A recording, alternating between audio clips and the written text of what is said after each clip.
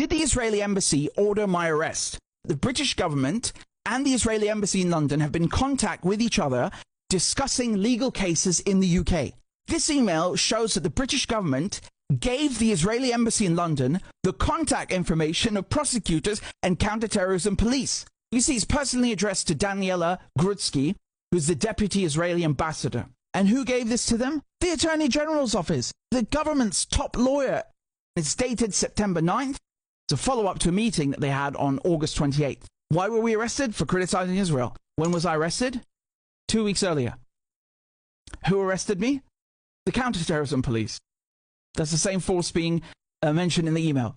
And if I were to be prosecuted, who would prosecute me?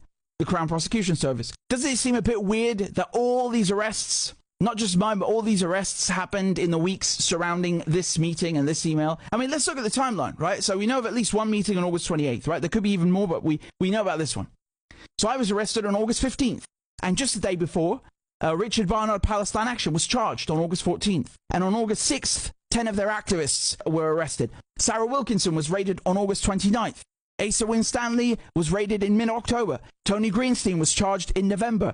Another 8 from Palestine Action were arrested that month, and Natalie Strecker arrested as well. So there's a very clear, calculated timeline of arrests, a very clear crackdown against prominent critics of Israel's genocide in Gaza. So why August? Well, one reason is that Labour had just come to power. But there's also something else that happened, and I saw Matt Kennard suggest this. You remember in August, the UK was debating whether to suspend a few arms export licenses to the Israelis. Now, this, of course, is just for show, so the UK can pretend to care about international law when, in fact, it's a full partner with Israel in this genocide.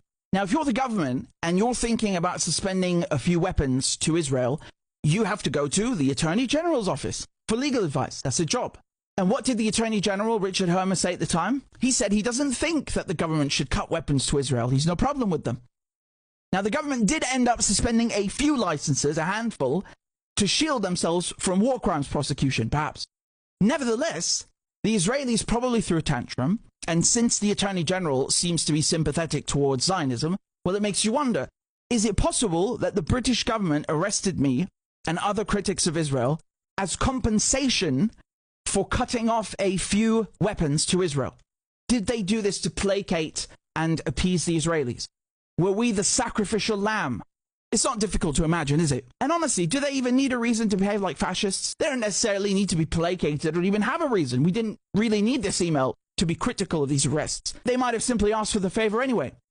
After all, Israel has a history of attempting to influence cases in the UK, and it has a very powerful Zionist lobby in the West. And there are many criminals and traitors in government who are happy to abuse counterterrorism legislation against myself and others to shield Israel from criticism for its genocide. In the last months, the Israeli government has even singled me out, and Palestine Action as well, to try and smear us as anti-Semites. We're clearly on their radar, so it's hardly far-fetched to think that they're behind these raids, especially when after being arrested at Heathrow, I got detained, raided, and had my residency threatened in Austria, in another country. So I've no doubt the Israelis and the UK played a role in that too. What I want to know is, what were they discussing in this email? Why did they have to redact almost every single word? How long has the government been collaborating with the Israeli entity? What services or information have the CPS and counterterrorism police provided to the Israeli embassy? Are there more emails like this? Are there other meetings that took place? The fact that I have to ask means our country is compromised. This is clear foreign Israeli influence in our judiciary, and it constitutes an abusive process. By law, any foul play such as this and the cases need to be dropped. So once again, I ask, did the Israelis order my arrest and the arrest of others critical of Zionism?